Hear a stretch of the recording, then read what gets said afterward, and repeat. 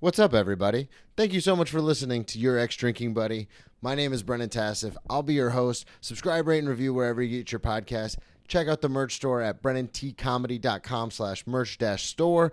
And make sure you subscribe on YouTube as well. We'll put the shorts up there, the full video, the whole thing. Thank you so much for listening. I love it. I hope you love it. Subscribe on Patreon, too. We do bonus episodes. I do Tales from the Restaurant, where I talk about celebrities I've waited on and whether they're assholes or not, which is super fun. Also, we do a pre-show banter for my other show, Cheers from the Press Box with Joe Dorville. A lot of behind-the-scenes stuff going on over there, too.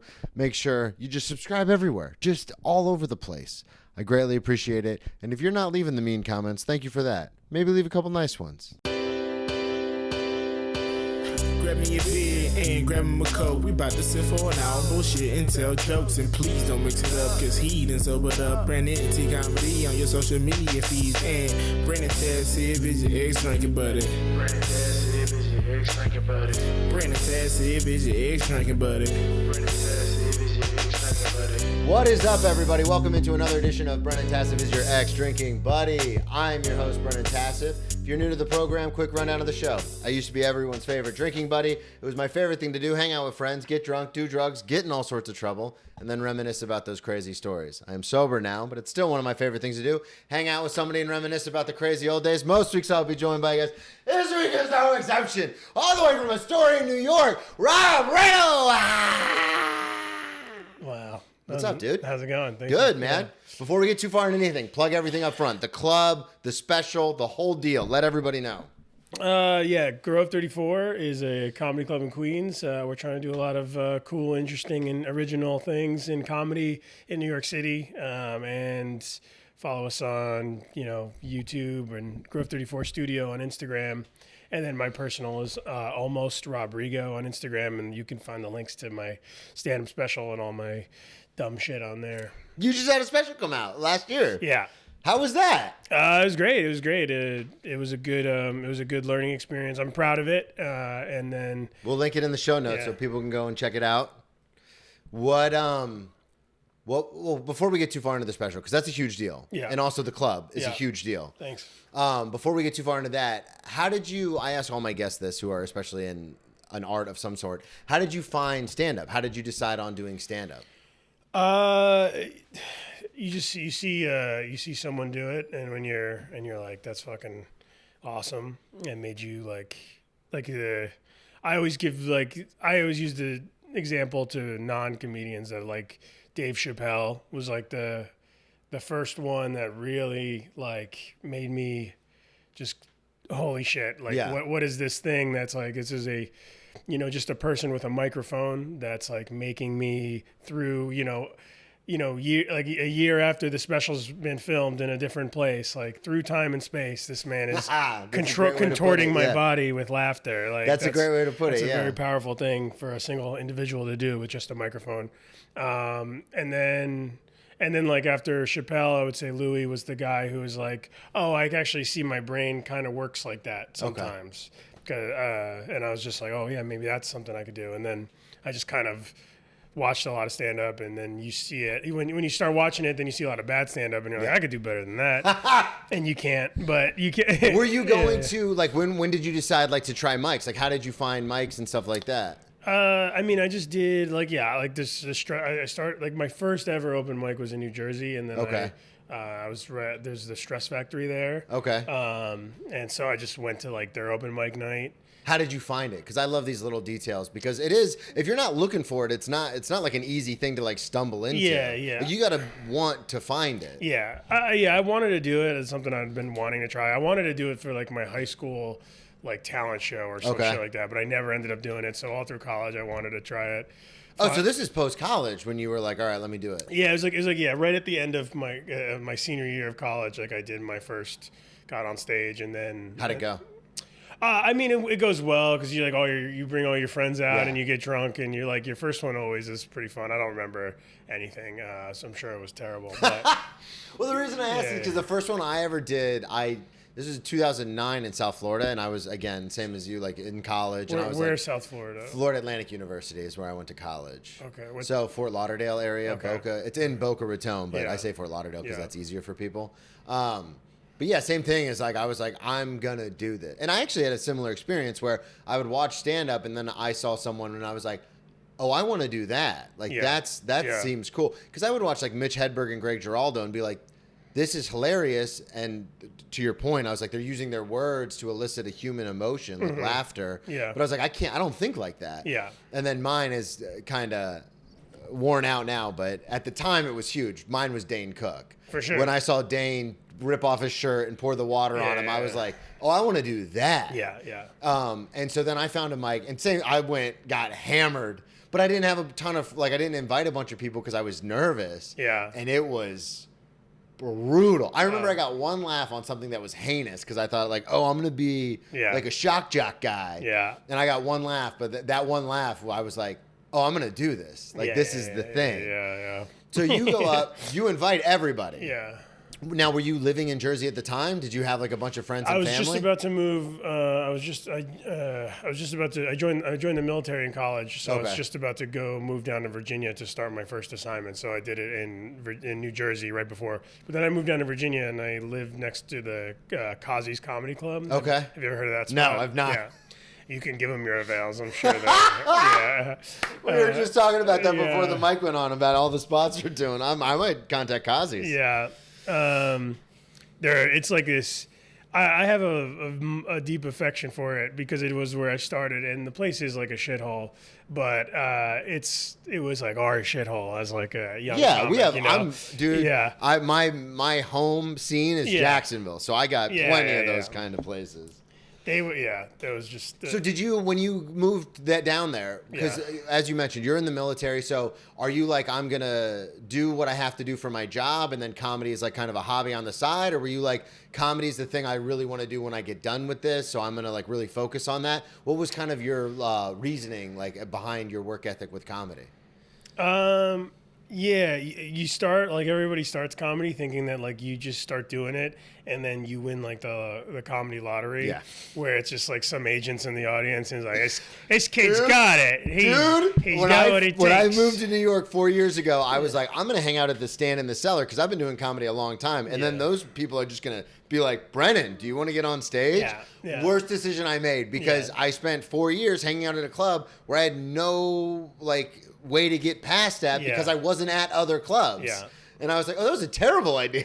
Yeah, I mean that's part of the process though. I think you should move to New York and not think too hard about what you should be doing. You should just throw yourself at Just the do wall. it, yeah. Yeah, do all the bad open mics, hang out at all the clubs that don't want you there. Yeah, let's go. And then start to like figure out where you actually can find a place to accelerate a little bit. That's true. So you were at the comedy club, and did you have the idea of like, oh, I might win the comedy lottery? Like very briefly, then you start doing it, and I was working a job, so I was like, I thought I was going to stay in the military, and I just thought it was going to be like kind of something I do, but then I ended up just caring so much more about the comedy thing, even though I wasn't good, and just not caring so much about my day job, and so that kind of then I decided I wanted to try it, and I wanted Okay. to like probably like 2 years in, and then. That like third year, I was really just doing every mic I could in Virginia, and then And are you traveling for these mics? Because that's what we did in Florida. You would drive like 2 hours south to Orlando, hit a bunch of mics there, then 3 hours west to Tampa. The next day, you'd hit a bunch of mics there. You'd be staying on buddies' couches, and it's not that crazy. We had like most mics were like 30 to 40 minutes away, and then you could drive an hour and a half up to Richmond. And then, like if there were some shows that like in Charlottesville, I was just kind of like just getting to the point of being a senior open micer by the time I left, but not really doing shows, but that's whatever. And then when you leave Virginia, is that when you come back to New York? So, yeah, I went to pilot training for the Air Force, which was in Texas, but I had like a year before that, almost a year. And so I came back up to New York and I tried it in 2015 to like do comedy in New York City. And I lived in fucking Jersey City. Yeah. Yeah. Where comics come when they move to New York. Yeah.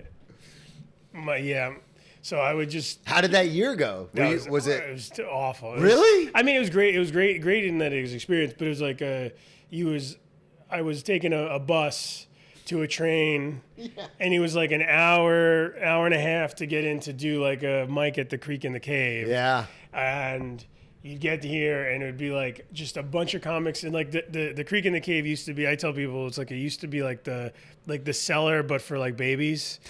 You know, like you would have like the babies pretend like they were working jobs by like with like the like when you put the easy bake like, oven, you know. Yeah. When you have like the toy, the Mattel like kitchen set up and stuff like that, and they're like, I'm cooking eggs, and it's like, yes, you are. Yes, you are cooking eggs. So I remember all the comics. I'm doing comedy. Yes, you are.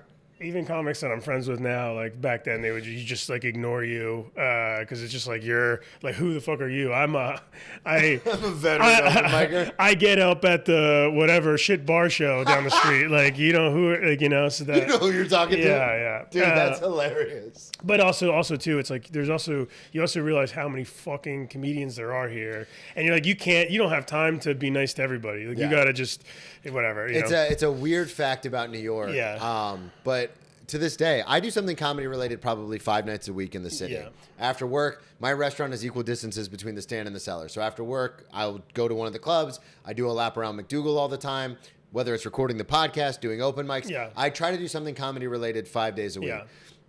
And I still will get booked on shows where I go, I don't know a fucking person on this lineup. How is this possible? Well, they don't stop. Like, it's just like the bottom is always just filling up. And I'm sure you see this owning a club, but like I see it at some of the mics I go to where people will just, all of a sudden you're looking around, you go, it's one of my favorite lines from one of my favorite movies, Starship Troopers, but it's like, who are all these kids? Yeah.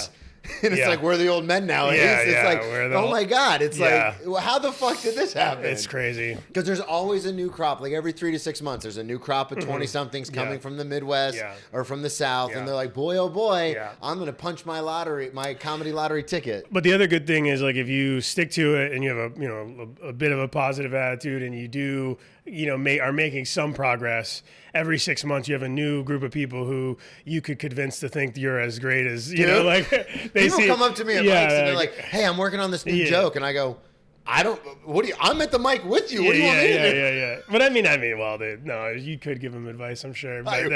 I do. Yeah. I'm like, well, as the old sage, would you say as the senior open micer? Yeah, the senior open micer, yeah. The senior class. So what propelled you to end up getting, because Grove 34 is one of the best, you guys have that hilarious sign out front, which says 8th best comedy club in New York. I think it's going to finally come down after when I get back from this next deployment that I'm going on. I love that sign. Derek, it's my favorite thing. Derek hates it, and he's always hated it, which makes me love it more. But I think it's time to do another. Well, because you guys, for those of you listening who don't live in the New York area, like Grove 34, it's not that old, but it's like you guys have had everybody: Joe List, Shane Gillis, Mark Norman, Sean Patton, and then all you guys who run it are also all comedians, correct? Yeah, we're all comedians of some sorts, the other guys are more like, internet-based kind of comics, but whatever that means. I mean, we all have to, I don't know. They don't get on stage and do stand-up with the same, their whole and their soul is a little bit different. Yeah, no, I totally get that. Yeah. What was the precipice, though, to start Grove 34? It's just, one, the obvious reason is like you want to, like, I was producing shows not super well. And so I was like, well, if I can't produce a show well, I'm sure I can do a club. That logic checks out. Yeah. Because for people listening who don't live in the New York area or who aren't even in comedy, especially in New York, to the point we were making earlier, it's very hard to get on stage. Yeah. Like to get up, you either have to your point, produce your own show, or you have to be passed at clubs. And even if you're passed at clubs, you still aren't going to, like, it's no guarantee you're going to be getting up 3, 4, 5 times a week. Yeah. So this is kind of a trend that I have seen lately where comedians will kind of all band together, whether it's like 2 of them or 4 of them or 10 of them. Yeah. And they'll be like, hey, let's just open our own club. Yeah. But Grove 34 was one of the first places to do it because I've seen 4 or 5 now, but you guys were the first ones there. Yeah, I call them like the pop-up comedy clubs or the boutique comedy clubs. That's exactly, I would say like, yeah, if of this like era of the comedy club, I think Tiny Cupboard kicked it off. Yeah. And like Sesh a little bit. And then we were like pretty close after Sesh. Because I had heard of you guys before I had heard of Sesh, but that just might be my own. Actually, we could have been open before them. I don't know, but it was around the same time. And then it was, Flophouse and Bushwick Comedy Club and QED's And Highline now, and and Highline, yeah. Yeah, which one's your favorite? Grove 34. Besides Grove 34. Well, no, I mean, to be honest, because I'm friends with Scott Hall, who's also a part of the Grove 34 crew. He's been on this podcast a couple times. But the idea of... he's got some good ex-drinking dude, stories. he had to do 2 episodes. Yeah. We got through 1, and I go, so you're going to come back next week? Yeah. We're still working through some of those episodes. But this whole idea of... The thing I loved about it, and the reason why I did my show there, and why I want to continue to do shows there, was the idea of like... It's not because there are no house shows. It's kind of like you guys do your like it's you either have headliner shows or like the roast battles you do a lot or like things like that. And that's what I liked about it because it's not all these comics at like my level or above my level like all cutting each other's throats trying to get on the house shows, like trying to. It's kind of this setup where it's like, yeah, if you want to do it, you can do it. Yeah. And if you don't, then you don't. And I actually appreciate that a lot more because I'm a grown up. Yeah. Like, I'm not a 22-year-old who just moved here who has his dad paying his rent while I'm trying to find myself. Like, I got shit I'm doing. So it is nice to have a place where it's just kind of like, this is what I want to do. Yeah. This is, okay, Brennan, this is how much it's going to cost. Boom, let's get it done. Yeah. And so I appreciate that kind of very, what's the, like, business aspect of it. So that's why I would say Grove is my favorite. Only because all those other places, I love a lot of the guys that own them and girls. But the problem is, they all have house shows and they're all booking. You're booking 2 or 3 shows a night, 5 nights a week. Yeah. Everything can get lost in the shuffle. Yeah. And then all of a sudden you're like, I thought we were friends. Yeah. It's like, yeah, I'm busy, dude. Yeah. We have learned like the hard way that we want to do stuff that works and we want to do stuff that's good, and like throwing shit at a wall is a good strategy at sometimes and it's a bad strategy at others. So we do want to create more. We want to create opportunities for comics to get up. And we want to have people coming to our club and working out material and doing stuff. But at the same time, it's like, this isn't Manhattan. This isn't like McDougal Street where you can just like, bark people in all the time. Yeah, you can bark in half a club. Yeah. And it's like I know the people like walking down the street. Like they're like, Rob, what the fuck? You live here. I was here 2 weeks ago. I'm not going. Like, don't try to fucking. I'm not coming again, guilt man. me into the coming tonight. Like, it's just or the whatever. Even like you can't flyer because you'll get fined for that. So it's like we've had to take a different kind of approach, and then. With like, you have comics want to produce their own shows, and we've tried that too. And it's like a lot, most comics just were like, we'll do a poster on Microsoft Paint and then just like show up the day of the show with a bunch of favors that they offered their other friends to get on. And so that's not good because like, again, it's a smaller brand. So we want to be really careful with like, the audience that we do have and try to make it like, hey, if you walk through our door, it's going to be a good time. It's going to be comics that care about this and comedy that's good. Well, and that's the thing that kind of blows my mind is, to your point, the work ethic of some people, where it's like when I did the show there, I went out of my way and I was like, reached out to like Caitlin Palufo and Max Fine, who's they're both seller comics. Yeah. And then my friend Espy, who like does comedy all over the city. And like, I was like, because it's my name on it. Yeah. So similar to what you're saying about it's Grove's name on the show. I felt the same way where I was like, yeah, if I'm branding this with like Brennan Tassif and friends or whatever, I was like, I need it to be a good show. Yeah. Because I know my girlfriend and her brother are going to invite a bunch of people. And if a bunch of people come and they go, that fucking sucked, they're not coming to anything ever again. Yeah. And so it is crazy to me that sometimes people will be like you were saying, like, you'll make a flyer on ChatGPT and then just be like, yeah, I'll just show up. It's like, that's not. Yeah. You got to do the legwork, man. Yeah. I've been working on our poster game right now because I want to I've been doing a lot of Photoshop. I'm gonna. I have this whole thing where I'm going to try to do like 100 posters to try to find like our new poster. Yeah.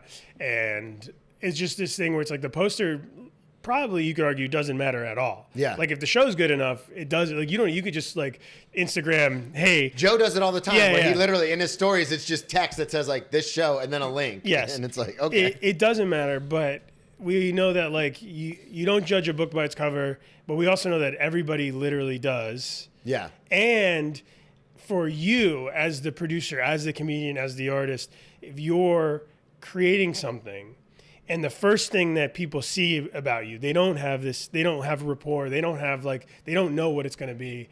If your first thing that you're showing people is something that you clearly put no time and effort into, it's just like you're just setting a trend for yourself to like do it. So it's like start with the poster and then start with continue with like the lineup in your marketing and make it so it's like that when the comics show up to the show, they're feeling an audience that is ready to see good comedy. That's the other thing, and too. then they're gonna bring it more Yep. too. Like, cause it's like if you invite you get Caitlin Palufo on some fucking bar show, and she's like, fucking fine, I'll do it. And she gets there, and there's 6 people in there. She's gonna be looking at her notes. She's gonna be trying new shit. It's not Yeah. gonna be you didn't get Caitlin Well, Palufo. and that was the You fun gotta thing is like when I had the show, the comics that showed up were like, oh, like this is a show. Yeah. Like, oh, people Yeah, are yeah, here. there's And it's people, like, yes. yeah. And we're it's like, doing- all we're right, doing a let's thing. do We're- comedy. Because I remember even one of the comics came up to me and was like, hey, are you cool? Because, it's my name on the poster. Yeah. I rented the space. So they're coming to me. Yeah. Because even though I think of myself as a comic first, I am the producer of this show. Yeah. So they're coming up to me and they're like, hey, are you cool if I do new stuff? And I'm like, yeah, do whatever you want. Yeah. And they're like, are you sure? Because this is like pretty full. Like, Yeah. are you cool? Yeah. And I'm like, yeah. I don't Yeah. give a shit. Like, let's party. Yeah. But to your point, the fact that it was a show to where people felt like they had to be like, yeah, you're cool with this, right? Means that it was a good show. Yeah. Because they weren't just because I've done so many shows in the city where someone will book me on something. Yeah. And I'm like, boy, oh boy, got a show. And then you show up and it's so disheartening to be like, Yeah. there's 6 people here. Like, I'm going to do it because Yeah. I'm a professional and this is the job. But it's not as much fun as like when you show up somewhere and you're like, oh, there's like 40 people here. And like, they all want to have a good time. Yeah. And we're like ready to have a good time. A lot of it, I'm sure you've had comics tell you, or like, bigger comics than us tell you like, hey, like start like say no to stuff, or some Yeah. comics like say don't go to mics anymore. Yeah. Just because it's just like because you do have to protect your soul because your job as a comedian is to bring the fun to the room, right? And if you're not having fun, They can feel it. You can feel it. The And it's audience never- can feel it. Yeah. And that's another thing. And I've gone back and forth with people about this since I moved to New York because I had done the Yeah. bar shows where in Oklahoma City where the Thunder game is on and you're like, hey, comedy. And everyone's like, shut the fuck up. Yeah. And like I've done the shows in Florida where no one's listening or there's 2 people sitting at the bar and you're literally just Yeah. basically, it's a show, but you're just doing an open mic with Yeah. your friends. Like I've done all that. Yeah. So when I moved to New York, I was like, the hang is so much more important than the Yeah. mics. Yeah. Because I had been doing it for a Yeah. while. Now, if you hadn't been doing comedy, you need to get your reps in. That's important. Yeah. But for me, I was like, oh, it's the hang, which is more important. Like getting connections and getting to know people. 100%. And this is an argument I get into with people all the time, or just a disagreement where they go, no, you have to go to open mics and get the reps. I go, yeah, but if I'm going to an open mic and doing my tight 5 that I already know is my tight 5, that I know works as my tight 5, and everyone's heard it at the open mic and nobody laughs, now in my head, it's not my tight 5 anymore. Yeah. And that could be more detrimental than like, Yeah. you know what I mean? Yeah. I mean, we could Yeah. we could move on from this, but I would just say that I love talking comedy. I love I get comedy. comments all the time where they're like, you talk comedy for 47 minutes. And Yeah, I'm like, my yeah, bad, yeah, my bad. But yeah, to your point, I think if you're trying new stuff, open mics are great. But if you're just like, oh, I've got a spot tonight and I want to work on this 5 minutes, you're better off, and you know it's a good 5 minutes, just doing Yeah. it on your own. And what season that you're in as a person. Like, Yes. when you first get here, you should be just kind of overextending yourself. Yeah. Then you should kind of come back and like find like some stuff that works. And then maybe you have a point where it's like, all right, I'm going to ramp up for this taping or Yeah. for this thing. It's like, I'm going to just start doing everything again. And like, so you just got to feel what's actually. Well, and you will get makes to a it- point. Yeah. If you are you made a great point earlier where you said you should really get out and try everything so you can kind of figure out where you fit best. Yeah. If you get to that point, because I've been in New York now 4.5 years, and sometimes I feel like, what am I doing here? This was a horrible mistake. Yeah. But honestly, like I'm going to Denver for 5 shows next month, and there are people now, legitimate club managers and stuff, legitimate clubs in the city Yeah. that I can call and be like, listen, I'm doing a bunch of spots in Denver. Yeah. Can I run 10 minutes? And they'll go, sure. Yeah. because they trust me enough to be like, Yeah, yeah, yeah. you might not be a paid regular here, but we trust you to like come up and run your 10. Yeah. Which is so much better than like trying to cobble like 25 minutes together at 5 different open mics doing 5-minute sets. To just like if you're in it long enough, you get that kind of rapport with people. Yeah. All right, we got to move on from comedy. Okay. Let's talk about you. Okay. When where did you go to high school? Where did you grow up? I grew up in South Amboy, Perth Amboy, New Jersey. I went to high school in South Amboy, New Jersey. Okay, so you're a Jersey kid. Yeah, there is what's her fucking name? Kelly, I think. Shout out Kelly, I think. There's a female comic that went to, man, I can't. The same high school? The same high school in New York City. Yeah, she was like a sophomore when I was a senior. So I don't remember her at all. Yeah. But it's crazy. Yeah. Like every time we see each other, we start talking about the teachers who got arrested for doing stuff. You know? Oh, really? So you went to that kind of high school? Yeah. Well, it was Well, I only say that because I'm from Florida, so everyone's like, "Oh, Florida," and it's like that happens everywhere. All right? Sure, That's not just stereotype people. Yeah. So were you a popular kid in high school? No. Dork, nerd. Yeah, what was no. going I mean, on? I could vibe with like a Y group of people, but I wasn't invited to the coolest parties. For Okay, sure. Yeah, so that's yeah. what I wanted to ask. When was the first time like you went to a party? Was that in high school? Like a drink party. Yeah, I guess high school, but it wasn't. No, a Pokemon Go. Yeah, drinking party. Well, because the reason I ask is because I have this persona now where, I'm a big, gregarious guy, and a lot of people tend to like me. Some people hate me, but a lot of people like me. But that's not, like, when I was in high school, I got the shit kicked out of it. Like, I got bullied constantly. I didn't go to my first, like, real party until, like, really late in my senior year. And that's only because my twin sister was having a party. Yeah. And she was like, hey, do you want to come? And I was like, oh, my God, you're inviting me to, like, a party where we're going to drink? Yeah. And so I always like to ask people because that kind of shaped me moving forward. Yeah. Or then I got to college and I was like, no, I'm not going to get bullied. I'm going to be one of the cool kids. And it worked, and that's what happened. But I remember all through high school, like, screaming at people, being like, drinking is terrible. Like, why would you do that? And then I drank and I was like, this is awesome. Yeah. So for you, as you said, you weren't like a crazy popular kid. Were you still like, did you have like a close clique of friends? Were you playing sports? Were you like in clubs? Like, what were you doing? I played soccer badly. My school was small too. It was like 125 graduating class. Wow, that's tiny. Yeah, it wasn't. So we kind of all knew each other. Yeah. What's the question? So like, when was the first time you experienced like what the movies are all about, like the Superbads and the Project X's and all that? Yeah, no, we really didn't have much cool shit going on. So you in just high school. that just wasn't a thing. Yeah, Okay. like we had parties. Obviously, like everyone had like a fucking Sweet 16 or whatever, and everyone went to those. But even that, like we were kind of good kids. Most of us were not drinking at 16. I probably like. That's actually, I'm going to be very honest with you. That's not the answer we get a lot on this show. Sure. I mean, I maybe around that time I like went to a friend's house and like had 4 Bud Lights and like was whoa. But so around 16, you would like try beer and stuff. But yeah, but I never really got into drink. And then like my family's Italian, so they would let me have a glass of wine at dinner or whatever. See, and that's another interesting thing too I've learned doing this show is when people grow up and whether it's a European style family like Italians or Irish or Eastern European, which is like what my family is, drinking has such a different categorization than it does like just being like an Americanized family. Yeah. Because there's plenty of people who are like, no, we got to party, like die young, leave a beautiful corpse, like we're going to fucking rage. And they're saying this at like 16, 17. I know some of those people. I am related to some of those people. Yeah. You know who you are. Yeah.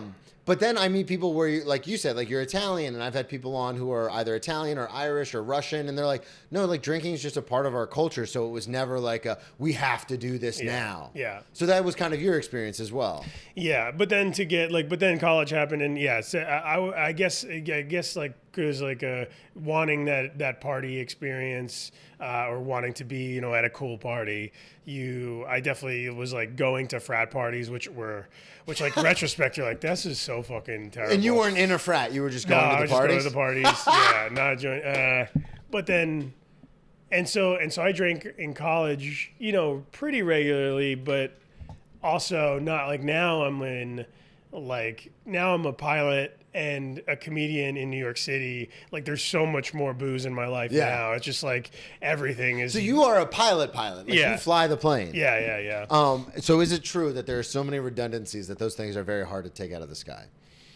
Because I am terrified of flying, and everyone is always like, "Don't be such a bitch. Like it's fine. Like this thing's not coming down." I mean, it's a very, I would really like you just to say yes. And move on. It is a very safe form of transportation. You're like, well, and I'm like, okay, cool. I gotta fly to Denver. It's not. It's really not. Honestly, like flying. I used to do a show up in Connecticut, and I used to be a flight instructor up there, and so I would before the show, if the comics got there early, I would let them fly a plane and land the plane. Are you serious? Yeah, it was fun. Get out of here! Really? They showed up with so much confidence to the show after doing it. It's like, dude, yeah. That's a genius thing. Yeah, it was good. Landing the plane is the hardest part, correct? That's what I've heard. No, like it's. You are just knocking down all these things that I've thought I knew. I love it. The having like good hands in the plane is definitely something that is like kind of the more like artistic part of it, where it's like you can't just like know it or not know it. Like you do have to get a good feel for the plane you're flying. But it's not that hard. Like kids, what kids can do in video games, like the finesse they have playing fucking Fortnite now is like way more than you need to land a plane. Because I remember I'm 37, so I was a kid when Flight Simulator first came out. And my brother had like the joystick set up and the whole thing. And I remember being like, again, I was kind of like, you just throttle up, you pull up, you throttle down a little bit, and you go. Trees get smaller, trees get bigger. That's it. But I have, because I watch a lot of like Star Wars and like that kind of stuff. And it's interesting because the pilots, to your point about the finesse, it's always very much like a quirky guy who's always just like, I'm a leaf on the wind. And I always thought that was bullshit. But you're saying there is a little bit of, a tiny bit of truth to that? For sure. But it's, I mean, like having good hands, like that's something that's like, it's definitely a skill. It's definitely something that some people are a little better at than others. It's something you can always work on. But for the most part, like, it's also not the most important thing, really. Like, there's like I don't know, maybe if you're flying fighter jets, like, which I don't, maybe there's something there. But most of the time, it's like, most people, even if you're going to land the plane safely. Like, it's not that first. And then also your autopilot's flying now most of the time anyway. So whatever. I know that's true, but still when I'm on flights and I see the pilot come out to go to the bathroom, I'm like, who's flying the plane? Who's flying the plane? Well, there's a second pilot that's got to stay in there. But I'm not kidding. Like, I'm terrified of flying. The hardest part about being a pilot is just like having all of the information, like having everything in your head, like when you're doing it. Like, so like to know, be aware of all the rules, be aware of everything you know, be aware of everything you don't know, and then fly the plane, and then and then moments where it does get stressful to just like maintain a calm and collected like order of things and to like move through it, safely. Yeah. That's where it's like you can't just have someone who's new doing it, and over time through experience, that's where that's what you're paying for when you have a fucking 10,000 hour Delta pilot. Or whatever. Yeah. God, this is. I could talk to you about flying all day long because I'm. It's one of those things where when I'm scared of something, I want to learn as much as humanly possible about it. It's mostly the wings, like they've done like tests where like they've bent like the new like carbon fiber wings on like a Boeing 787. Like you could bend them like almost to vertically here, and like they won't break. So really? Like, turbulence is not as crazy of a thing as people think it is. Well, because so case in point, when we were flying back from Chicago, recently there was that bad storm last week, and they're like, we can't go, and we all have radar now. Yeah. So I'm like, well, they're gonna we were supposed to leave at 12:30. I was like, we're not gonna leave till like 7:30 at night, but we're gonna leave because we can all see that the storm clears up. And dude, that one was like the whole way. Yeah. But so my whole time, and especially when I'm in a window seat looking at the wing, I'm like, it's gonna snap. It's gonna snap right off. Well, what you should, stay buckled up because like you could hit like a pocket and like. There's people die like just like you go negative G and your head like gets slammed against the ceiling. Yeah, so I have heard of that because I'm always one of those people that gets frustrated before we take off, and then like the pilot's like ready to rock. He's like prepare for departure, ready to go, and then some asshole will like get up to go use the bathroom, and I'm like, what the fuck are you doing? Oh yeah, that guy's a fucking asshole. Or like when we're in the air and like you hit a little rough patch, and then the pilot literally comes on and he goes, we're going through some rough air. seatbelt sign is on, get in your seats, buckle up. And then you'll see someone like go up to get their laptop. And in my head, because my dad says he's seen it before where they'll hit a pocket and someone will slam it in the ceiling. Yeah. I'm always like, the pilot should just be like, hey, I said buckle up. Like, just give them a little, Yeah. I don't think the insurance company would be going there. Could you imagine if you guys had like a camera in the back? You're like, all these motherfuckers are standing. Well, they have full, like, computer data for everything that happens. So if like someone dies, they're gonna pull that and they'll see like a fast push down, and they'll be like hey, what's going on complete here? investigation. Yeah. Do you is the last question on the flying thing, and then we're gonna get back to the stories. Is the weight thing real? The what weight thing? Like, so when I get on a commercial flight, sometimes there'll be a bunch of empty seats, and they go, "No, we can't move you there because of the weight distribution in the plane." Is that a real thing? Yeah, for sure. Okay. Yeah, I mean, I don't know like the specifics of that thing, but like, yeah, the weight and balance of the plane is huge. Like, you have to, it's the CG moves back and forth with as the fuel burns, and then as like depending on how heavy the plane is, it also determines how much runway you need to take off or land. Okay. So that is a real thing. It's a Because big I was deal, like, you're fucking with me. This plane's a boat in the air. It doesn't, like, if I move 2 seats over, it's not going to matter. But if enough people do move, then it will matter. Interesting. Yeah. I mean, I don't know. Do you fly big planes or little planes? I fly a medium-sized plane. It's a C-130. Yeah, 90 passenger. Oh, there you go. 91. Yeah. Hey, I know all about medium-sized. You know what I mean? Yeah, there you go. All right, so you did send me some stories. I want to talk about the birthday party, the menace of a birthday party. Yeah, like, was this in here or was this back in college? This was in New York. Okay. There was do you know Tony Sikowski? No. He's a comic, cool Okay. guy. He had a. God, this is what I mean about how big the scene is. Yeah, he's been doing it for a little bit. So he's a cool guy. He was having a birthday party, also a relapse party. Okay. He was like planning on just starting drinking again. Got He was it. done being sober, and he was like, I was Totally understand. Yeah. So that's kind of what I showed up. I showed up with ready to participate. Yeah. In his, If we're gonna do future this, spiral. let's whatever. do this. Yeah. But then I was also going through like a divorce, and so there was definitely a little bit of like anger, trauma-based anger that was like deep down kind of in there, and I just like I got there, was getting hammered, and then like I was with Dan Frank. Do you know him? Yeah. Dan Frank. So we were drinking, and I go to get a beers, and we're like waiting at this New York City bar where there's fucking there are 500 people like, sitting there. 3-4 deep. You can't get anyone's attention. And so I'm waiting to get in, and then this fucking like chick and like her boyfriend, like kind of like she like pushes in front of us, just doing like the hot girl shit. Yeah. Of course I'm. So the party is at a bar. At a bar. Okay. Yeah. And then I was just like, just in the spirit world of like, with mixing with my, my anger at that point, and I was just like, fuck no, and I just like pushed my arm and like pushed her back. Okay. Like just like it wasn't like I didn't like touch her like with anything, like it was just no, I get what just you- like I was yeah. just a hey, no. what are you doing? Yeah. And she fucking flipped.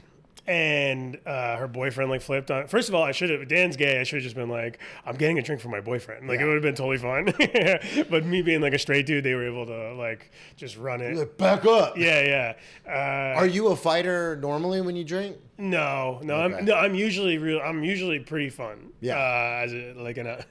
But I think that'll be the name of the episode. Yeah, Usually pretty fun. I could spiral to sad sometimes, but Same. I'm actually the Yeah, same. Where yeah. I'm normally a fun guy. Yeah. Sometimes it'll spiral into sadness. Yeah. Towards the end, it was just all sadness, Yeah, but yeah, that's why I yeah, got yeah, sober. yeah. But there were times I remember going to bars and stuff, especially in college, because I played college football. And so when I was done playing college football after 2 years, because I got so many concussions, I was still a pretty big guy. So you go to bars and people just want to fuck with you. Yeah. Because they're like, oh, yeah, you think you're fucking tough? And at the time, I was drunk and I was like, yeah, I am fucking tough. And then it would just turn into like which didn't happen very often, but it was one of those things where I would like look for it sometimes. I'd be like, Yeah. Please, somebody say something. Please, somebody say something. Yeah. Not anymore though. Now we're happy. We're happy people. We're Yeah. great. I wanted to ask, do you still like to get after it? Yeah. Yeah? Yeah. Okay. I do. I'm questioning my joke. My joke is that I've started to realize that I love drinking. It's such an important part of my life in New York City because like this is what you do. It's like one of the things New York City, the two things New York City has is fucking food and bars. Yeah. Oh yeah. And you pay so much to be here, and it's like I'm a social person and an extrovert, and I want to be out and being around the world, and I love being at the bars. They have so much great character here in New York, and we have great fucking beer and cocktails here. Yeah. And it's just like enjoy it. Have you tried that new one, the Honey Fits? Honey Fits is good, yeah. Yeah. Yeah, it's really good. I've never been inside, but Tracy's gone there with her friends a few times. And Yeah. that's the one thing on this block, we don't have like a ton of bars. Yeah. So it is cool to have like a spot to go to. Oh, yeah. And every time I get off work, because between the restaurant and comedy, I'm normally getting back really late, and there's always a ton of people outside. Yeah, I mean, but the thing is, like, even at like even at nights, I'm trying to take it easy. But if I go out and do stand up, it's like, I'm gonna sit through. Am I an asshole? Yeah, sit through 6 sets sober, or God forbid you do an open mic. Like I can't be sober at an open mic. Dude, anymore. it is so. I love that you bring this point up because obviously I don't drink anymore, and it is one of the most. Yeah. Normally it doesn't cross my mind, but there's so many times when I do those shitty shows that we're talking about where I'm like, dude, I wish I still drank because this is hard to fucking get through. It's hard to get through. Yeah. And then they expect you to like stay, like to support. Yeah. It's so weird. Once you make it as a comic and like you're past at clubs, they expect you to come into your set and leave. Yeah. But like when you're starting out, they're like, no, you're going up second, but you need to stay for all 14 comics on this bringer. And you're like, Well. no, this isn't, no. I just saw all of their sets at the open mic 2 days ago. No. Yeah. So I couldn't imagine, like I can't imagine because I do it sober. Yeah. But like if I was a drink guy still, I'd be fucking wasted at all this shit. Yeah. It sucks. Have you ever gone up hammered? Yeah. Other than your first open mic. Oh, yeah. And have you? Because I've asked that question to a lot of people. Sometimes it's good because people are like, "Oh, I was loose. It was a great set." Sometimes it goes poorly. What was your experience? I mean, I go up hammered all the time. I don't. You're like, it's kind of my thing. Yeah. No. It's definitely There's definitely a. So you're comfortable with it. There's definitely a sweet spot where you can. Where I am actually like, a little bit looser after a couple and whatever, but you don't have the same like recall and memory. You'll forget stuff. And then also you're not as like, it's not as consistent. So you can't like trust, like it's not a technique. If you're trying to be a professional comedian, you cannot rely on like a couple of beers to get you into like that sweet fun spot. Like, because like sometimes it really works and I'm like super fun and I'm having a ton, like, all right, I'm kind of miserable. Let me drink 3 bears, get on stage. And now we're crushing. Now I'm having a good time and it shows in my performance.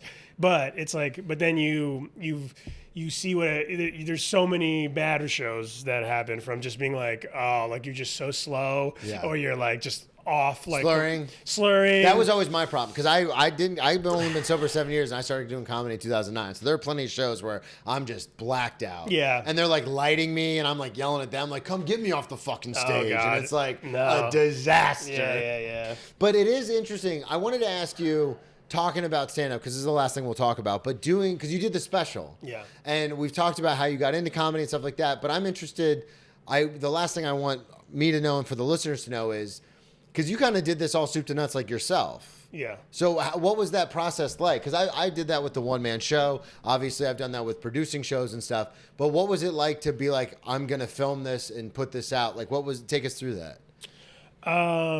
I think that like when did you when in your head were you like, oh, I'm gonna do this? I think as a comedian, but also just any kind of artist at some point, like if you've been doing it for a while, you need to publish the book. Yeah. So it's like time to just like, and for comedy, like the stand-up special still is, and it actually has had a resurgence now that YouTube is like, it's okay to just put your shit on YouTube. Yeah. So. Yeah, because for a long time it was like, don't do that. Yeah. Yeah. So for me, it was like, I have all these jokes. It's been hard to write new stuff and move on from them, even though I know I'm a better comic than these jokes are now. Yeah. And so I just but it's always been it's not completely ready yet, or this part has always been a little bit bad or whatever. Yeah. And then so I think date on the calendar, which I did. I moved it 3 times, but it's put a date on the calendar, make the ticket link even for a year out. Yeah. And just put it whatever. Well, that's what I had to do for my one-man show, Yeah. because same thing is I would tell people these stories and they'd be like, that's crazy, you should do a one-man show. And I was like, yeah, sure. So I kind of started writing it, but not really. Yeah. But then I hired someone to be the director. Yeah. And then I paid for the theater. Yeah. And it was a theater off Broadway. You say that, but people listening who don't live here don't understand. In New York, it's not that hard to get a theater off Broadway because there's so many theaters off Broadway. Sure. But it is But it is one of those things where it's okay, now I paid the $1,000 to the theater for the deposit to put down. It's now we have to do it. You have to do it. You have to. You have to do it. Yeah. So for you, because you have the club already, you have the space. Yeah. Was it easier for you to just be like, actually, I don't want to do it right now. I just want to move it? Yeah. Well, and. Or Yeah. were people buying tickets and you're like, okay, I kind of have to. I made the link. I bought people bought tickets. I had I told the guys I'm working with that we're gonna shoot that day, and they're ready. They're getting ready to do that, and so it was just you're just putting a date on the calendar so that you have to show up and be ready, and it's there's so many comics I think will drag through without a deadline for so long, and then wonder why they're not haven't finished anything. Why hasn't this worked? Yeah. So how many cameras did you do? We did 4, and Four we cameras? rented these anamorphic lenses. So if you watch it on YouTube, it's it's smaller than even the screen, because it's so actually it's the YouTube has now the smaller screen, but it's super wide. Okay. Yeah. And Which then is unnecessary, but it's unique. It's a unique thing. how did you get that? Did you just know people who had all this stuff, or did you reach out to people? Well, because that was the hardest part for me, was finding a film crew and stuff, because I don't fucking know anybody. Yeah. So Lex, he's also a minor partner at Grove. He's a videographer. Oh, so you had it. You were set. Yeah. And then we rented the lenses. You can rent them for $100. Who did the editing? Lex did. Okay. Yeah. Because that was the other thing too. Oh yeah. Lex is. I fucking hate these jokes. Seriously, watch if. Watch my special, see if you like the editing, but Lex does a great fucking job. And he's he did it for $600, which is that's awesome. Nothing. Well, because because I'm okay on Adobe, that's how I do all this, and I do all this editing myself. I had one of my buddies, shout out Joe Isidore, who I host the sports podcast with. He's an editor, so he did all my editing, and he sent me the raw files back. And I remember one day I was like, well, let me just open them up. Let me just see how much more work he did than what I normally do. And dude, it's layer after layer after layer, and I'm like, oh, I couldn't fucking. You got to be kidding me. And also just hearing your fucking joke, you get to hear it so. It's just I will 100% pay someone to do that. Yeah. I'll cut my clips, but besides that, yeah. Well, even sometimes with my clips, I'm like, this sucks. Well, and especially too now with the way social media is, because I've had friends, I'm like, I do a lot of the same bits, because the places I'm getting up, they're like, make sure you do your tight 10 or tight 5. So a lot of times it's the same bits, and I'll switch some in and out. But the only time I get to really stretch my legs is when I feature for Matt, because I get to do 25 minutes, and Matt's the headliner, so he's like, yeah, just make it good, but don't bomb, but do whatever you want. Yeah. And so that's the only time I really get to stretch out. So I have so many of the same bit, so many different ways. Yeah. And then my friends are like, how many people saw it? And I'm like, a few thousand. And they go, there's 300 million people on Instagram. Put it out again. Put it out again. Put it out again. But to your point, by the third time I'm cutting it from a different set, I'm like, I fucking hate this joke. I hate this joke. Yeah. This isn't even funny. Why are people laughing? This is terrible. Yeah. Dude, this was a lot of fun. Thank you for coming on. Yeah, man. Thanks. Plug everything one more time. Almost Rob Rego, Grove 34 Studio, and come see us at Grove 34 in Astoria, Queens. Best neighborhood. Right on 34th Street. New York, yeah. Thank you, everybody, so much for listening at Brennan T Comedy on all social media, BrennanTComedy.com. I will be at the Denver Comedy Lounge the 26th and 27th. We're doing 5 shows with the great Matt Fulcheron. And get your merch at the merch store. We'll talk to y'all next week. Boom. Dude, that was great, man. Thanks for having me. Dude.